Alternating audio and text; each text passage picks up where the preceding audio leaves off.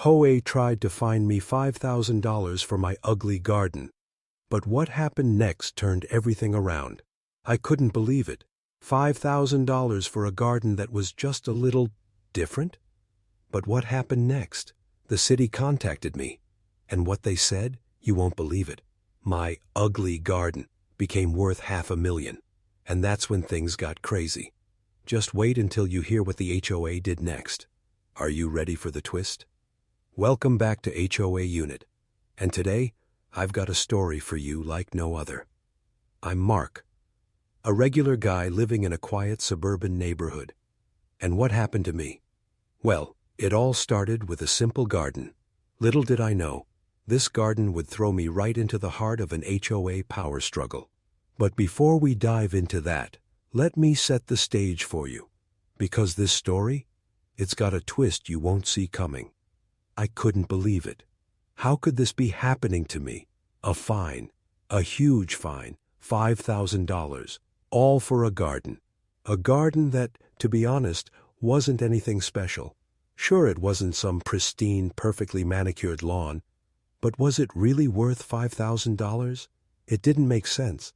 I thought, maybe this is some kind of mistake. I stood in front of my mailbox, staring at the letter, trying to make sense of what was happening. The HOA, my HOA, had sent me this fine, claiming my garden violated their so-called community standards. It felt ridiculous. No, it was ridiculous. Ugly. That's what they called my garden. That's how they justified the fine.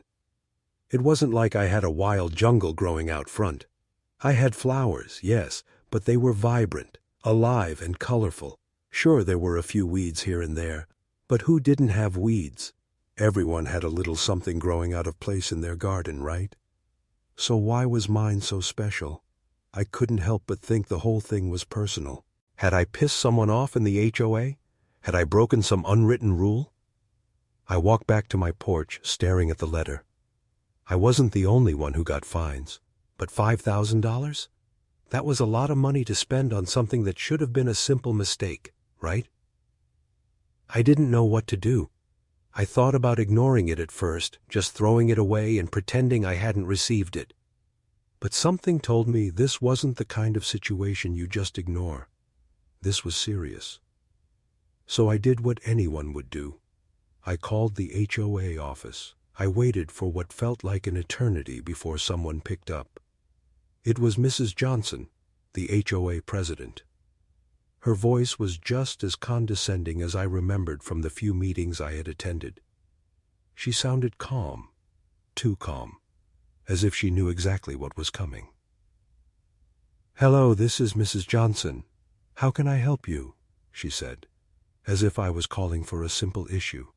Like a missing mailbox, I couldn't even keep my frustration down. "I received a fine, a $5,000 fine for my garden. I don't understand. What's the problem?" "Oh, you must be referring to your garden's lack of uniformity. You violated several community guidelines. We simply cannot allow such an unsightly garden to remain in a neighborhood like ours. It's a matter of aesthetic integrity." I could feel my blood start to boil. Aesthetic integrity?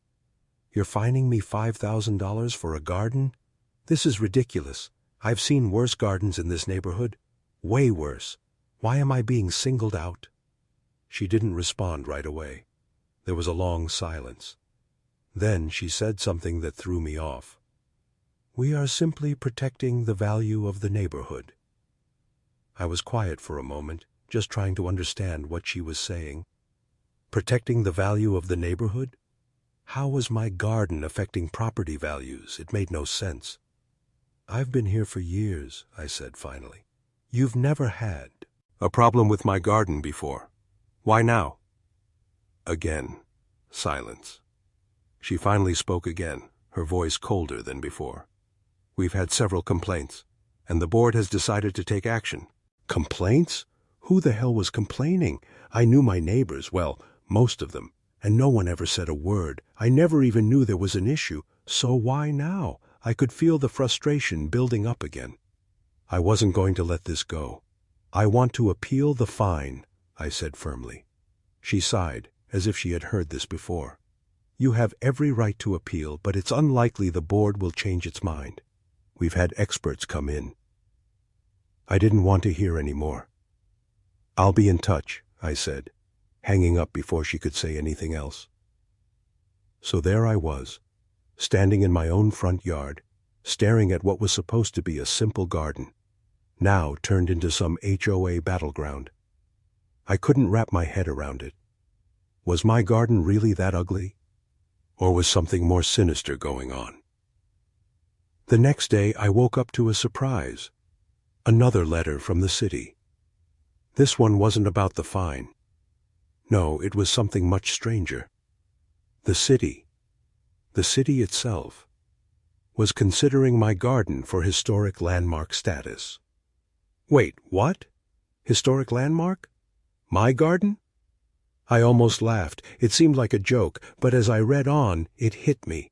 The city was serious. They were considering my little patch of flowers and weeds as something worth preserving. They said it had historical value. I quickly grabbed my phone and called the city office. "Are you sure you have the right address? Are you talking about my garden?" I asked, still in disbelief. "Yes," the voice on the other end confirmed. "We've done a survey of the neighborhood, and we believe your garden has significant historical value. It's worth approximately $500,000. $500,000. I could barely process the words. $500,000 for my ugly garden? I hung up the phone, feeling like my mind was racing. Could this be real? My garden had somehow become a historic landmark?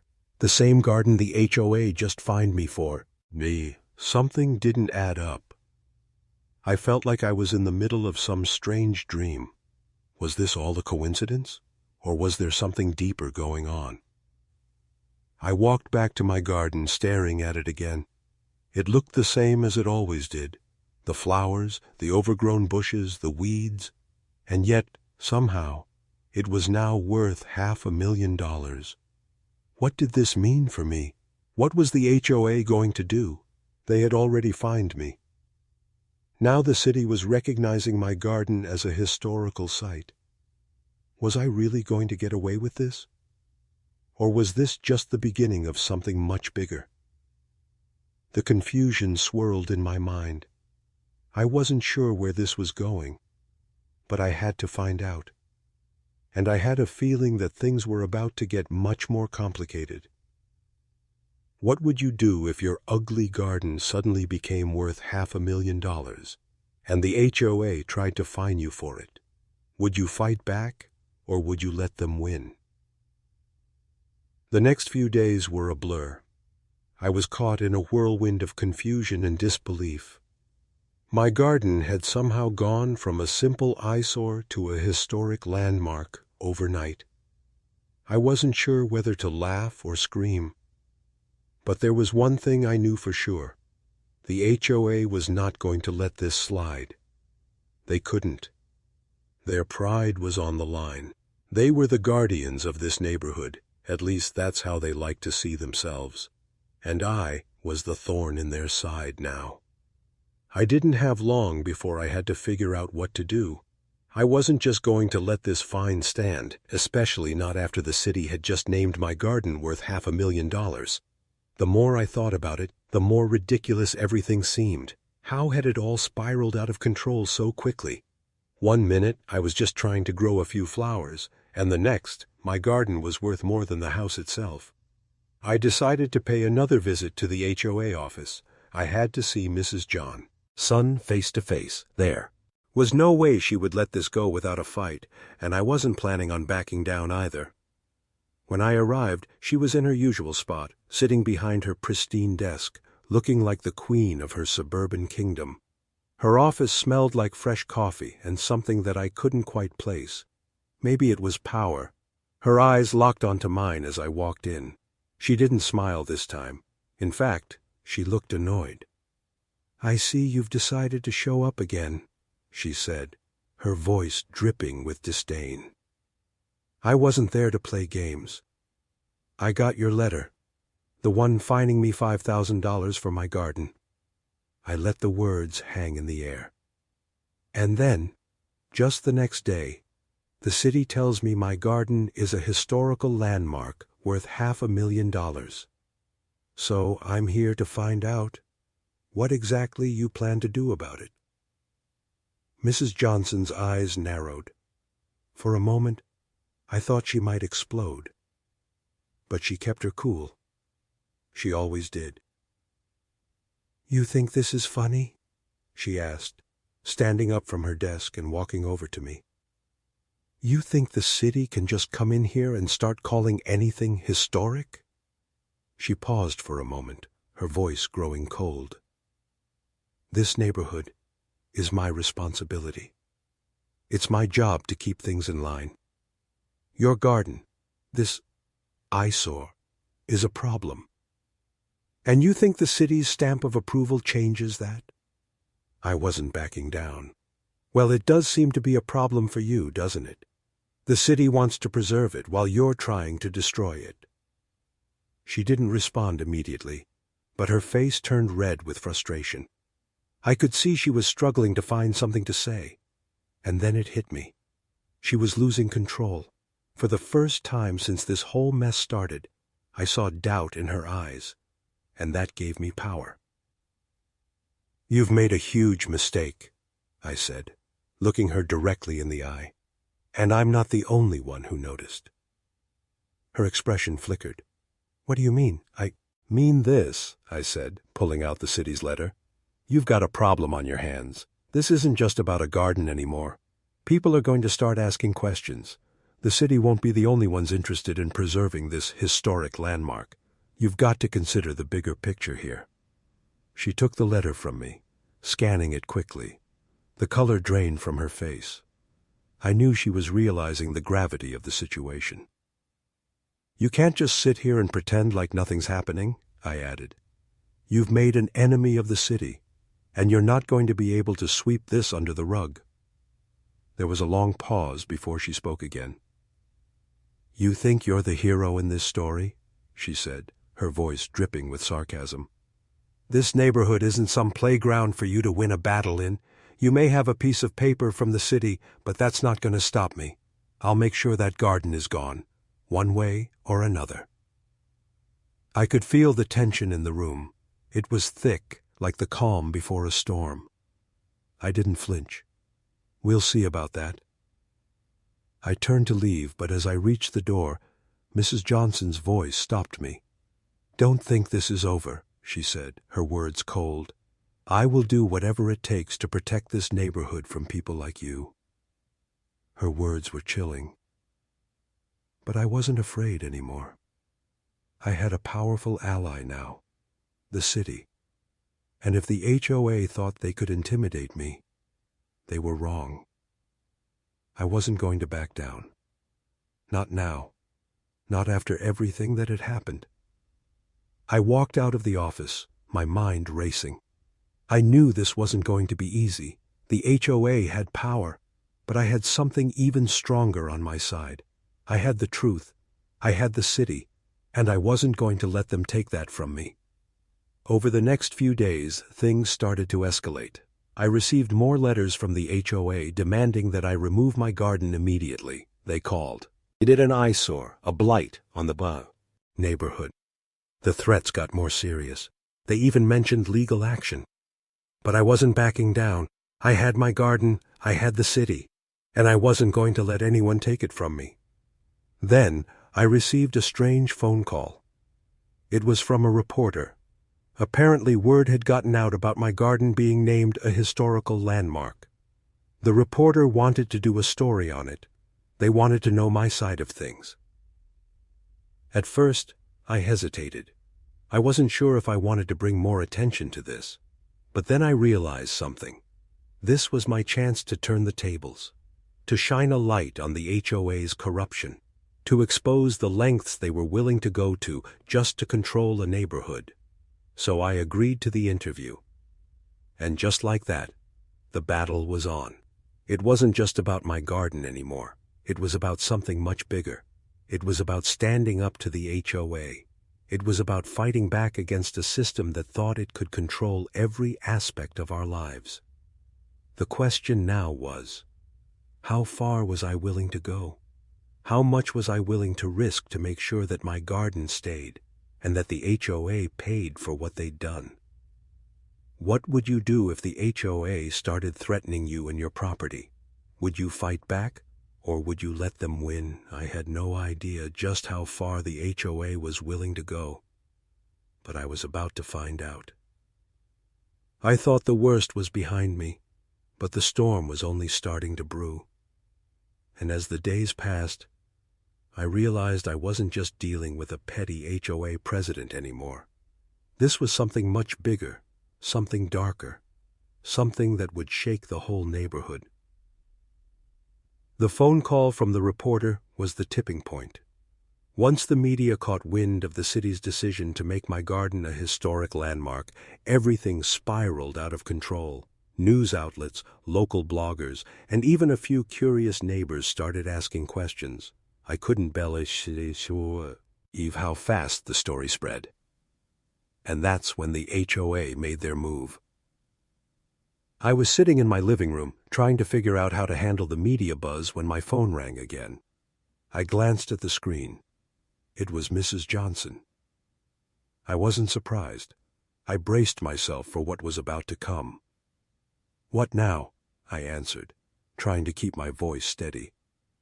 "I've had enough of this nonsense," she said, her voice sharper than ever. "You've made this into a public spectacle. And for what? A garden. A simple garden." I could hear the fury in her voice. It was like she was trying to hold on to control, but it was slipping away. "I'm not the one who made it public," I said. "Your fine started it, and now the city's involved. This is bigger than just you and me." Her silence on the other end was deafening. For a moment I thought she might hang up, but she didn't. "You're making a huge mistake," she finally said. "If you think the city's going to protect you, you're wrong. You've opened a door that you can't close. You've made an enemy of the HOA. And now you'll pay the price." I didn't know what she meant by that, but I could feel the tension rising. I wasn't going to back down. I had to stand my ground. "I've already paid the price, Mrs. Johnson," I said. "And I'm not going to let you get away with this. Not anymore." There was another long pause, and then she spoke again, more calmly this time. "You don't understand how far I'm willing to go to protect this neighborhood, to protect the people in it." I felt a chill run down my spine. The way she said it, it wasn't just about the garden anymore. It wasn't about rules or fines. This was personal, and I didn't like where this was headed. Before I could respond, she hung up. Just like that. The next few days were a blur. It was like I had stepped into a war zone. Every time I stepped outside, I saw people whispering, looking over the wooded their shoulders. The HOA had mobilized, and they were making sure everyone knew where they stood. Then came the letters. More of them. The fines were getting more aggressive, and this time, they weren't just talking about my garden. They were coming for everything. My mailbox, my driveway, even the color of my front door. Everything had to meet their standards, or else. The letters were laced with legal threats, each one worse than the last. They were trying to break me, trying to make me fold, but I wasn't going to let them. I could feel the pressure building. The neighborhood was becoming divided. Some people supported me, but others were too scared to speak up. The HOA had made it clear, if you didn't toe the line, you were an enemy. And that's when the unexpected happened. One night, after a long day of dealing with threats and legal jargon, I received an anonymous package. It was just sitting on my doorstep when I came home. At first I thought it was some kind of prank, but when I opened it, my blood ran cold. Inside was a photo of my house, my garden, and a note. "You've made the wrong choice. You're about to lose everything." I stared at the photo, my mind racing. Who could have sent this? Was it the HOA? Or was there something even darker at play? I felt like I was losing control. What was happening to my neighborhood? To my life? This wasn't just about a fine anymore. This was becoming a personal vendetta. Someone wanted to break me, and they were willing to do whatever it took to make it happen. I needed answers. But the more I thought about it, the more I realized I wasn't just fighting the HOA anymore. I was fighting something bigger, something more dangerous. I decided to take matters into my own hands. I started digging deeper into the HOA, looking for anything I could use against them. I wasn't going to let them win. They had their secrets, and I was going to uncover every single one of them. It didn't take long before I found something. A connection. Mrs. Johnson's husband had a stake in a local real estate company that had recently bought several properties in the neighborhood. That wasn't a coincidence. She had been using her position to line her pockets, to buy up the very neighborhood she claimed to protect. I felt a surge of adrenaline. This was it. I had the smoking gun. I spent the next few days putting everything together. The real estate deals, the sudden rise in property values, the fines. It all made sense. Mrs. Johnson wasn't just the HOA president. She was a businesswoman with her own agenda, and I had the proof. I knew I had to act fast. The HOA was going to stop at nothing to get rid of me, but now I had the upper hand, and I wasn't going to let them get away with it. But just when I thought I had everything figured out, a knock on my door shattered my thoughts. I opened it cautiously, only to find another letter. But this one was different. It wasn't from the HOA. It was from a law firm. They were representing Mrs. Johnson. The letter was clear. If I didn't remove my garden immediately, they would take me to court for endangering the future of the neighborhood. But it wasn't just a threat.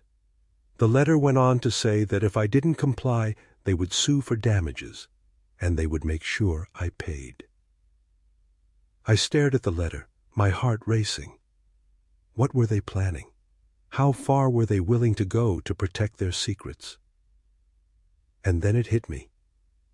They were scared. Scared of what I knew. Scared of what I was about to expose. I wasn't going to back down, but I had to be smart about this. I couldn't let them destroy me. I had one chance to take them down, but the question was I willing to risk it all to make sure they paid for everything they had done? What would you do if you had the power to expose the HOA's darkest secret? Exposing it meant risking everything you had. The walls were closing in. I could feel it. The HOA had already made it clear they weren't going to stop until they had destroyed me. And now, with that law firm letter in my hand, I realized they weren't bluffing. They were playing for keeps. I couldn't back down. I wouldn't. But the question was, how far was I willing to go to make sure they paid for what they were doing? This wasn't just about a garden anymore. This was about standing up to an entire system that had gotten too comfortable, too corrupt, and I had the ammunition to bring them down. But I had to be careful. I couldn't just storm in and hope for the best. I had to outsmart them. One wrong move, and I'd be in even deeper trouble. I spent the next few days gathering everything I could. I had a few people on my side, neighbors who were fed up with the HOA's petty rules and corruption, but I knew I couldn't rely on them for everything. I needed to think strategically. I started making copies of everything I had. The letters, the legal threats, the documents I had found linking Mrs. Johnson's husband to the real estate deals. I wasn't sure how far I could push this, but I was prepared for whatever came next. And then the phone call came. I was sitting at my kitchen table, sipping on some coffee, when my phone buzzed. The number was unfamiliar, but I answered it anyway. "Is this your name?" a voice asked. It was low, cautious, almost like it was coming from someone who didn't want to be overheard.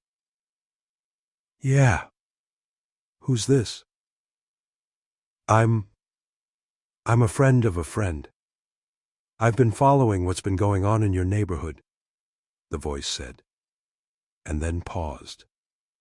I could hear shuffling in the background, like the person was looking around to make sure no one was listening. I think you might want to know something. My heart raced. What are you talking about? The voice lowered even further. Mrs. Johnson. She's not the only one you need to worry about. There's more to this, a lot more. I can help you, but you need to listen carefully. I leaned forward, barely able to breathe. What do you know? The voice hesitated again, and then the words came fast. The HOA isn't just about keeping the neighborhood nice. It's a front. They've been laundering money for years, taking bribes, making shady real estate deals. And Mrs. Johnson? She's just the tip of the iceberg. I was stunned. What do you mean, money laundering? They're using this neighborhood as a cover for illegal activities, buying and selling properties under the table, getting kickbacks from developers, and manipulating the market to inflate property values. Everything they've done, including targeting you, is part of the bigger scheme. They're all in on it. My mind was spinning. But why me? Why target my garden? They were afraid you'd find out. You were the last person they expected to dig deeper. Now that you're on their radar, they'll stop at nothing to silence you. The line went silent for a moment, and I felt a cold chill run down my spine. Who are you? I asked. How do I know I can trust you? I'm just someone who's seen enough, the voice replied. I can give you the evidence you need, but you have to be careful. Mrs. Johnson is dangerous. They all are. Where can we meet? I asked, my pulse quickening. Not on the phone. Too risky. I'll leave something for you. Check the old oak tree by the park at midnight. You'll know it when you see it. Before I could respond, the line went dead. My mind was racing. This was bigger than I could have ever imagined. The HOA wasn't just a group of neighborhood busybodies. They were involved in something illegal, something that could ruin lives if it came to light. And now, I had a chance to expose it all. That night, I waited until midnight, my heart thumping in my chest as I slipped out the door and headed toward the park. The moonlight barely lit the path and the trees around me creaked in. The wind. I kept looking over my shoulder, paranoid that someone was following me, but the street was empty. I reached the oak tree, my breath shallow in the cold night air. There, nestled against the trunk, was a small envelope. I picked it up quickly, my hands trembling. Inside was a stack of photos. Photos of Mrs. Johnson, her husband, and a few other board members meeting with developers. The photos were grainy, but there was no mistaking what they were doing. In some of the shots, I could see them passing envelopes to each other, envelopes full of cash. There were also several pages of documents, property transactions, contracts, and bank statements. It was all there. Proof that the HOA had been involved in money laundering and illegal deals for years, the evidence I needed to bring them down.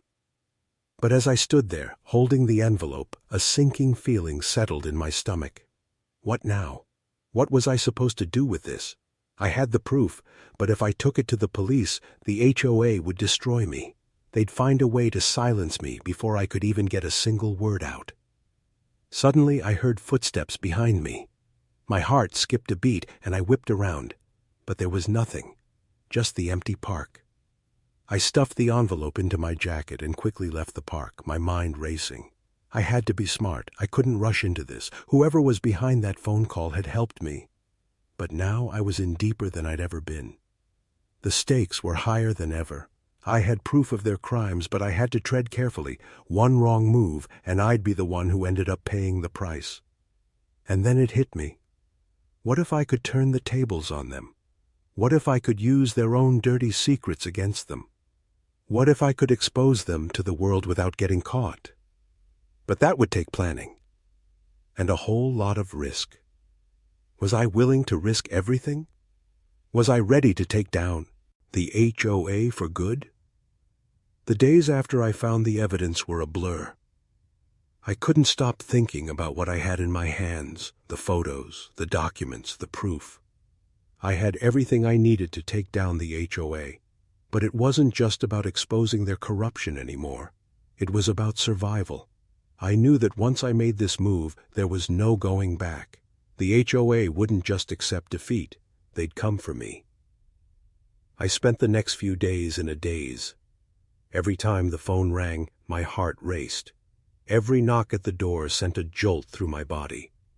I wasn't just living in a house anymore. I was living in a war zone, and I had no idea who my enemies were. The HOA was relentless, and now I had a target on my back. I knew I had to make a decision. The longer I waited, the more I risked. But how could I be sure that going public wouldn't be the end of me? I couldn't trust anyone. Everyone in this neighborhood had either turned a blind eye to the HOA's power or was too scared to speak out. But I couldn't just keep this information to myself. I couldn't let them get away with what they had done. If I didn't act soon, all of this, everything I had uncovered, would just fade into the background, and the HOA would keep their stranglehold on this neighborhood forever. I knew what I had to do. I had to leak the information. The question was, how? I couldn't just walk into a newsroom and hand over the photos. I couldn't go to the cops. They were likely in the HOA's pocket. I needed to be smarter. I needed to make sure that this went public, but in a way that protected me. I started researching online, looking for journalists who had covered HOA corruption in the past. After a few hours of scrolling through articles, I found one. A local investigative journalist named Sarah Thompson. She had covered a few stories about neighborhood associations and their shady dealings. This was the person I need. I reached out to her through email, detailing everything. I didn't give her all the evidence at first, I just teased it. I wrote, "I have evidence of a local HOA involved in serious corruption. They're taking bribes, laundering money, and manipulating property values.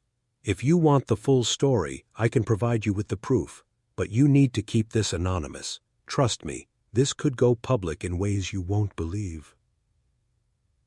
I hit send, and then I sat back.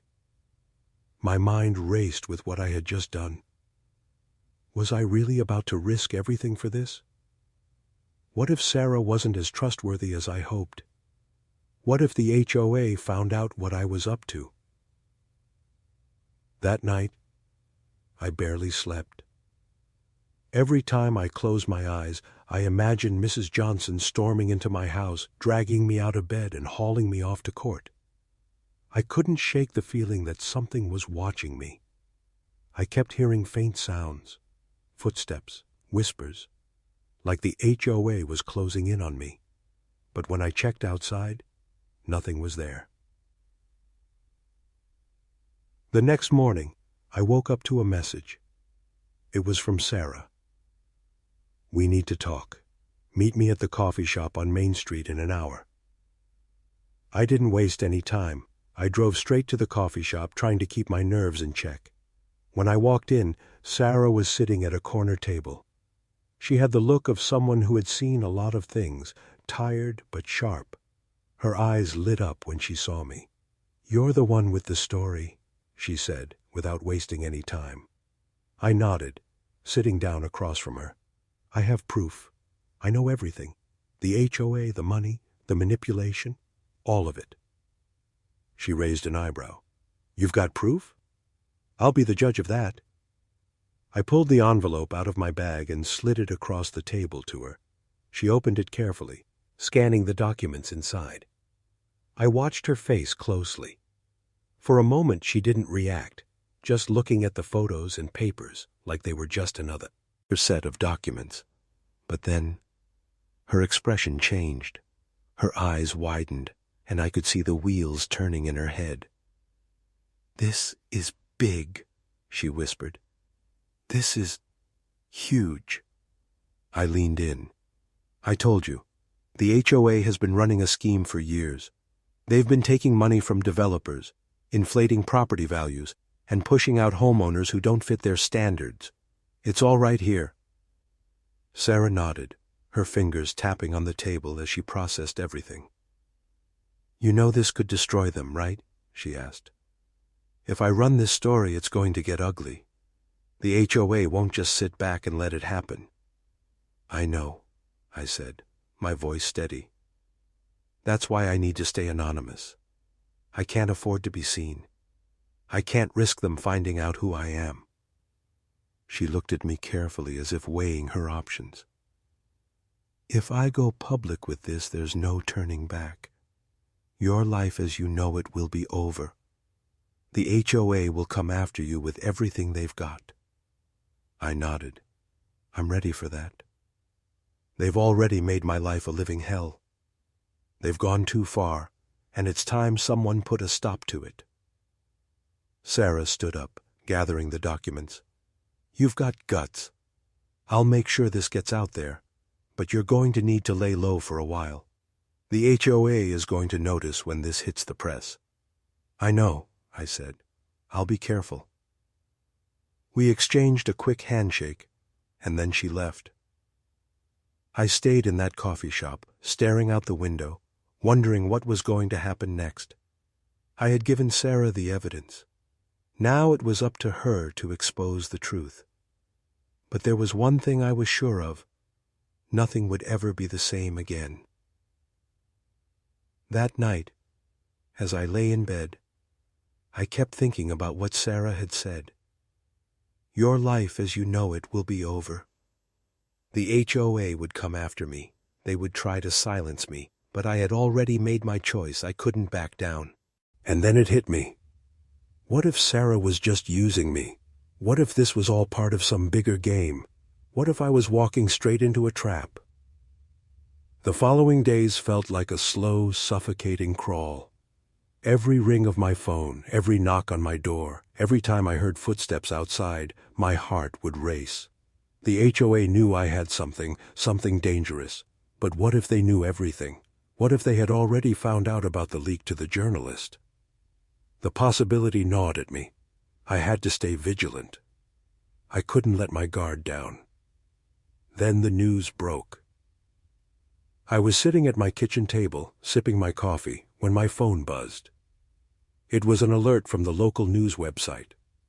The headline stopped me dead in my tracks. Scandal in suburbia. Local HOA accused of money laundering, bribery, and property manipulation. My heart thudded in my chest as I opened the link. It was Sarah's article, and it was even bigger than I imagined. The whole story was laid out. Everything I had uncovered was now public.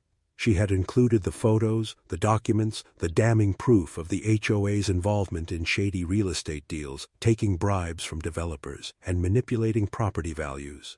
It was all out there for everyone to see. I sat there for a moment, stunned.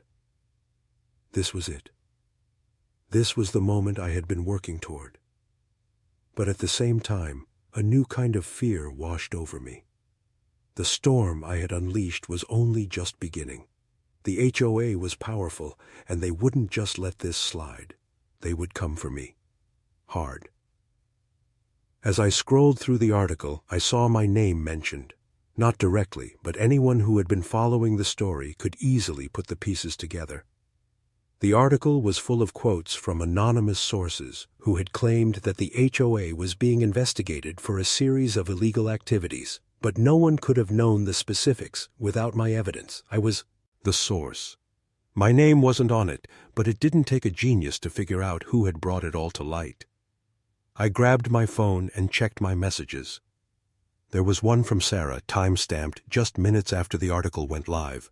It's out. The story's live. They're going to come after you. Stay hidden. Don't trust anyone. I felt a pit form in my stomach.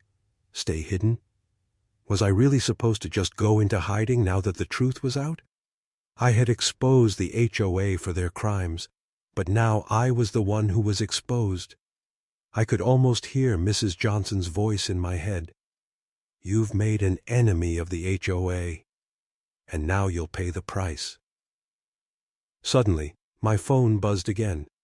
It was a number I didn't recognize. My heart skipped a beat. Could it be someone from the HOA? No, too soon. But as I picked up the call, I froze. Is this your name? It was a woman's voice, calm but urgent. I need to talk to you. It's important. I didn't say anything. I just listened, unsure of what to do. Was this a trap? Another threat? Or was someone reaching out to help? I have information that can help you, the woman continued. I know what you did. I know you leaked the story, and I'm on your side. My pulse quickened. This was definitely not something I had expected. Who is this? I demanded. Not important, she replied quickly. What matters is that the HOA knows you were behind the leak. They're trying to find you. They've got people searching the area, asking questions. But you don't have much time. My stomach turned. They're coming for me. I can help you, the woman said again. But you need to meet me, now. There's a place I can take you where they can't reach you. I know you've got no choice, so don't waste time thinking about it. If you don't come with me, they'll find you, and they won't stop until you're gone. I couldn't believe what I was hearing. How did she know so much? Was she really trying to help? Me? Or was this just another setup? But then again, I didn't have many options left. I glanced around my house. The walls suddenly felt like they were closing in on me. I was running out of time.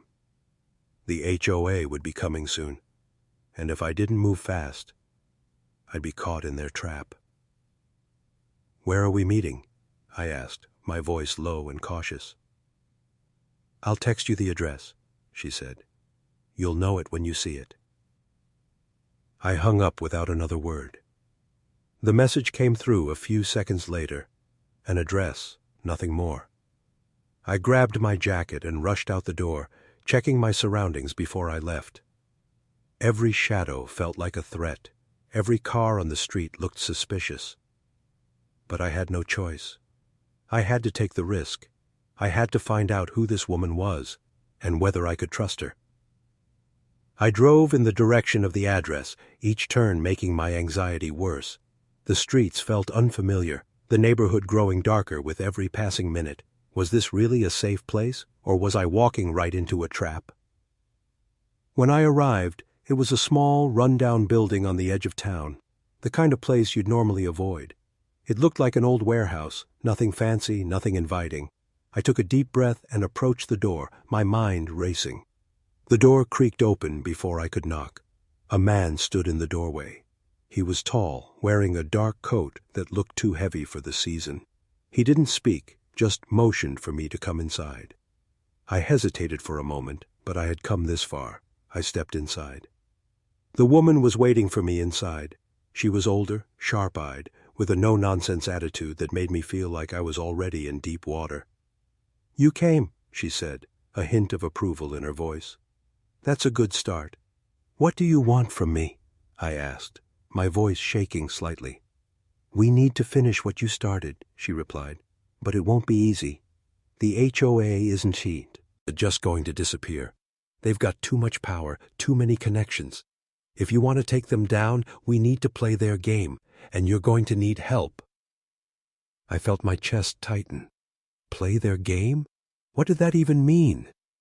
How much further could I go without risking everything? She smiled darkly. "You've already risked everything by coming here. Now it's time to finish what you started." I wasn't sure if I was ready for what that meant, but I had no choice. I had opened this can of worms, and now it was time to see it through. But I had to ask myself, was I truly ready to go all the way? The moment I stepped into the dimly lit warehouse, I felt like I was entering a different world, a world where the rules didn't apply. My breath was shallow, the air thick with tension. The woman and the man who had led me inside weren't here to help me out of kindness. They had their own agenda, and I wasn't sure whether I was their ally or their pawn. "We don't have much time," the woman said, her voice cold and direct. She didn't introduce herself, didn't ask for pleasantries. She was all business. "The HOA knows you leaked the story. They're already circling. If they catch wind that you're here, we'll all be in trouble." Her words hit me like a slap to the face. They know? How did they know? Had they been tracking me? The thought made my skin crawl. "Who are you people?" I demanded, trying to keep my voice steady. The more I stood there, the more I realized how little I knew about the situation I had gotten myself into. The woman and the man were complete strangers, who could have been working with the HOA for all I knew. "We're just people who want to see the truth exposed," the woman replied, her eyes narrowing. "We've been watching the HOA for a long time. We know what they've been doing, and we've been gathering evidence just like you." My mind raced. Could I trust them? Or was this just another trap? But the more I thought about it, the more I realized I had no choice. I was in too deep now to back out. I glanced at the man, who was watching me with a hard expression. "What do you want from me?" I asked, my voice strained. "I've already done what I can. I exposed the HOA. I gave you everything you need." The woman stepped forward, her tone firm. "You haven't exposed them enough. They're still in power. They still control everything. If you want to take them down, you need to go all the way." I swallowed hard. "Go all the way?" The woman continued, her eyes burning with intensity. "We've got the evidence you gave us, but it's not enough to bring them down. We need to hit them where it hurts. We need to use their own tactics against them." The man spoke up for the first time. "We're not asking you to go public again, not yet. But we need to get into their inner circle. You're already on their radar. You've seen how far they're willing to go to silence you. If we're going to expose them fully, we need someone on the inside." I felt a chill run down my spine. "You want me to infiltrate them?" I asked, barely able to believe what I was hearing. "Yes," the woman said, her voice unwavering. "We need you to get close to them. Gather more evidence, find their weak spots. Then we'll bring them down together. But we can't do it without you." I couldn't believe it. They were asking me to play a dangerous game. A game where one wrong move could mean the end. But was I willing to take that risk? Was I ready to go even further into the darkness? I had already exposed the HOA, but I had barely scratched the surface. This was a whole new level of danger. And as much as I wanted to walk away, I knew I couldn't. Not now. Not after everything I had uncovered. "I'll do it," I said, my voice a mix of determination and fear. "I'll get in. I'll find out everything I can. But you have to promise me something." The woman raised an eyebrow. "What's that?" "You can't back out on me," I said, my voice steadying. "If I'm doing this, we're all in. No turning back." She gave a slow nod. "We're all in. Together." It was decided. The plan was set. I had just agreed to do the unthinkable, to infiltrate the very organization I had been fighting against. The risk was enormous, and I knew the consequences of failure would be catastrophic. But I had no other choice. If I didn't do this, the HOA would just keep running things, controlling the neighborhood, taking bribes, manipulating the market. I couldn't let that happen. Over the next few days, I prepared myself for what was to come. I did my homework, learned everything I could about the HOA's members, their routines, their weaknesses. I started to attend meetings, to blend in, to get close to the people who held the power.